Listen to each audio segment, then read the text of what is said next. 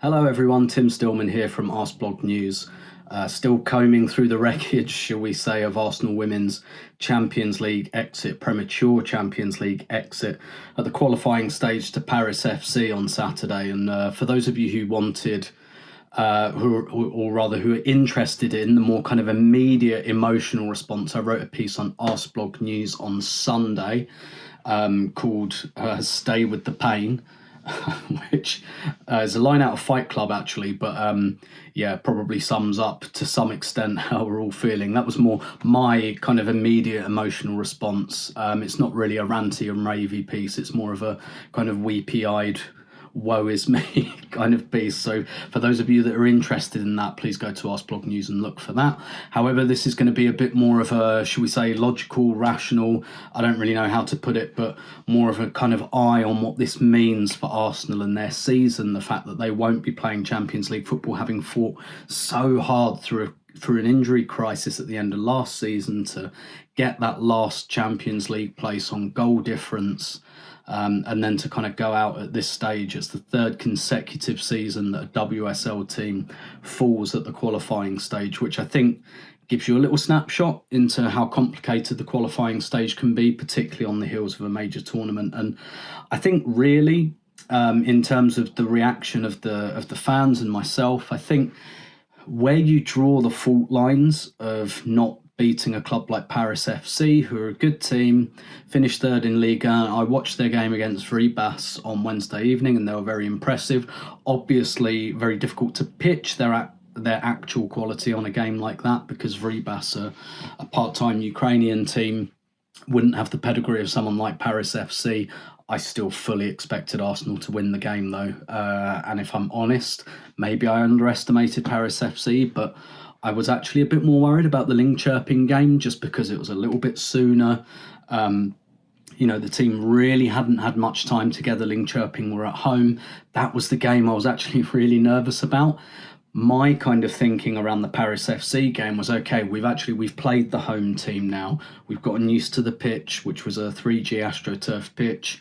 We're not playing the home team. Couple more games together, training sessions together as a team. I really thought we'd be all right against Paris. And obviously that's not how it turned out. And how you feel about it, your kind of response to it, I guess it depends on where you draw the fault lines, because we all know, I think, that there are external extenuating circumstances. And for me, it's foolhardy to dismiss those. It just is. Like, those exist. The fact that some of those players, Alessia Russo started the Linköping game 17 days after she started the World Cup final in Sydney. A lot of those players only had 1 week's training, on a plastic pitch. Paris FC, for example, they only had 2 players away at the World Cup, one of whom was the goalkeeper. So they had a bit more time together. They had time to play a friendly just before they travelled to Sweden, which Arsenal didn't get. And I know a lot of people have asked that question. I think it's a very fair question to ask about perhaps whether Arsenal should have arranged a friendly. I understand that they didn't because, first of all, they prioritised training because they really, really wanted to get the team together and kind of work on principles. And the thing is with arranging a friendly is that you kind of interrupt that training and you play a friendly without those principles embedded.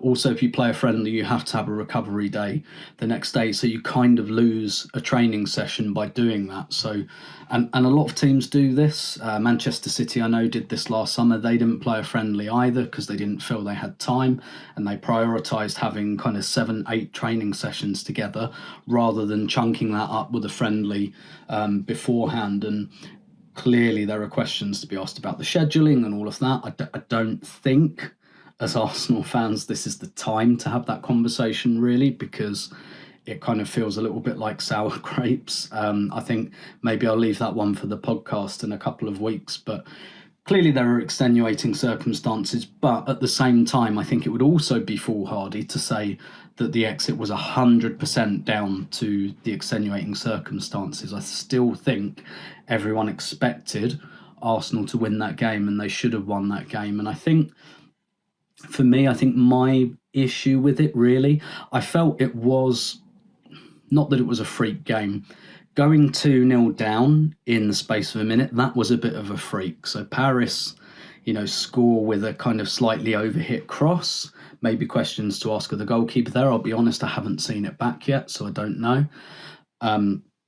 And then immediately kind of giving the ball away from centre and going 2-0 down. That felt slightly freakish. However, I still don't think Arsenal played particularly well up to that point. So it's not like, as far as I'm concerned, they were banging on the door and got done. On the break, I feel a bit more like it was Arsenal was slow to get in the game.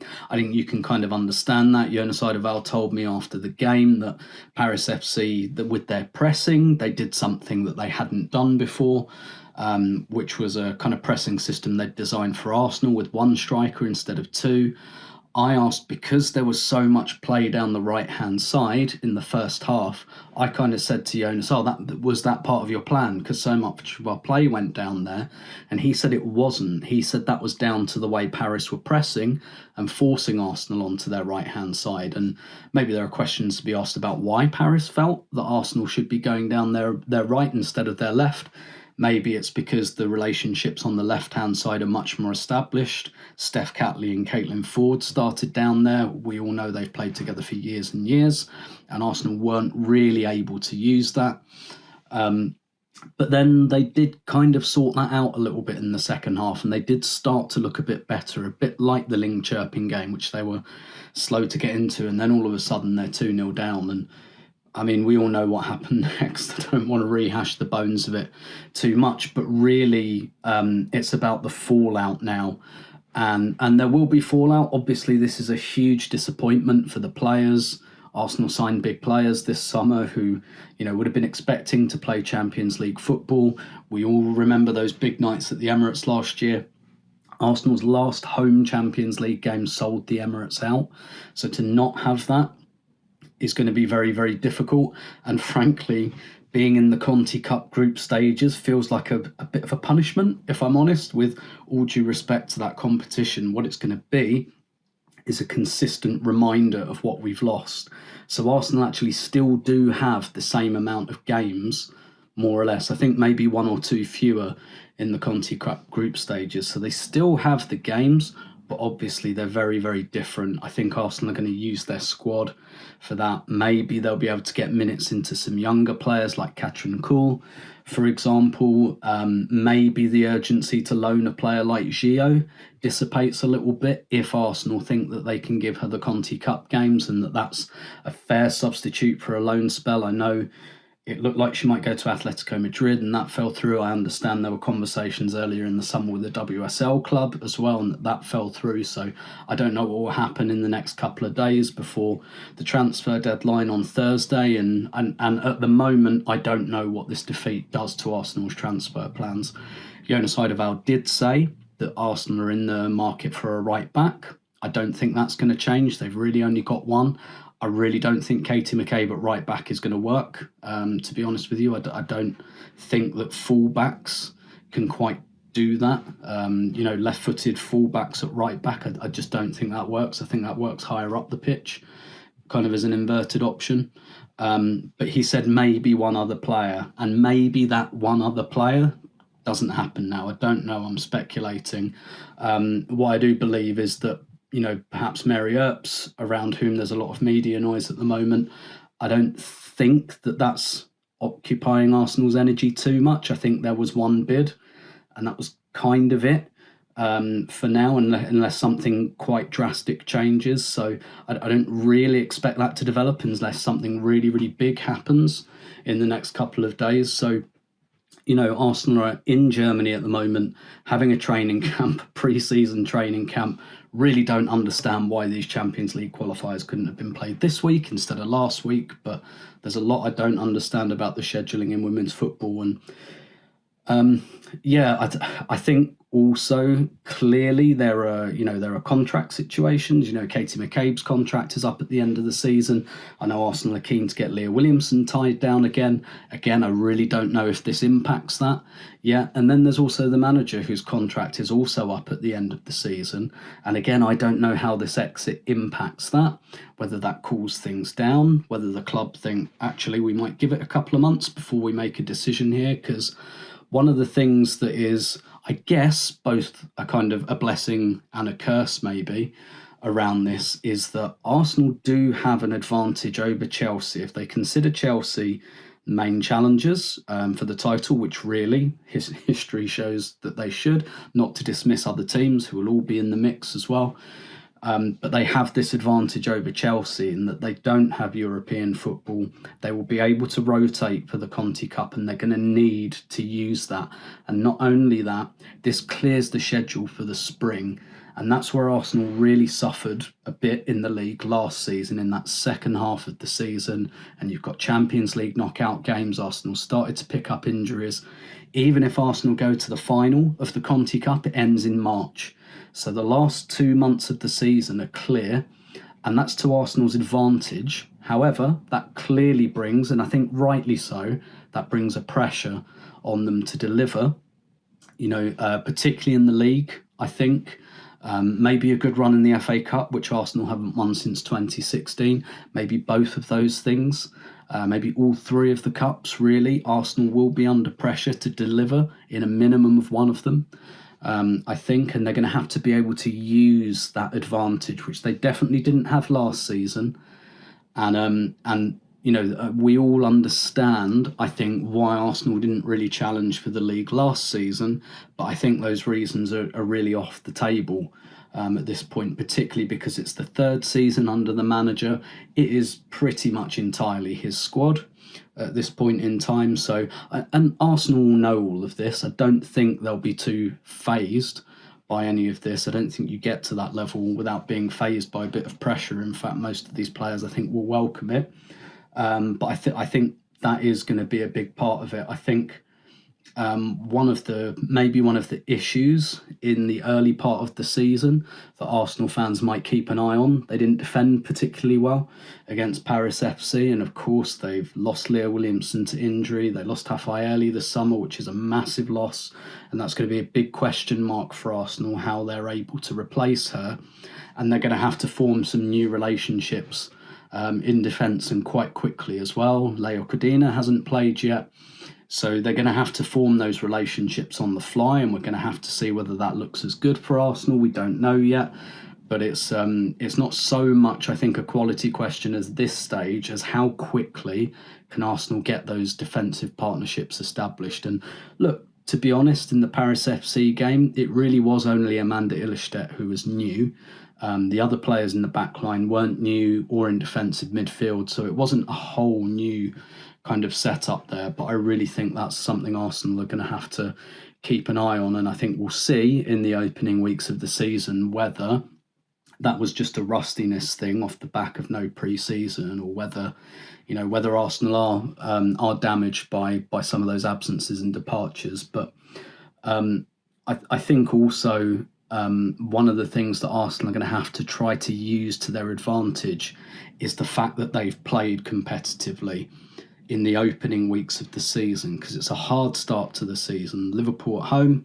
Liverpool don't give much away. They're a very physical, direct team under Matt Beard. Then Arsenal have got Aston Villa at home. Manchester United away and Aston Villa at home. Those are both games that Arsenal lost last season.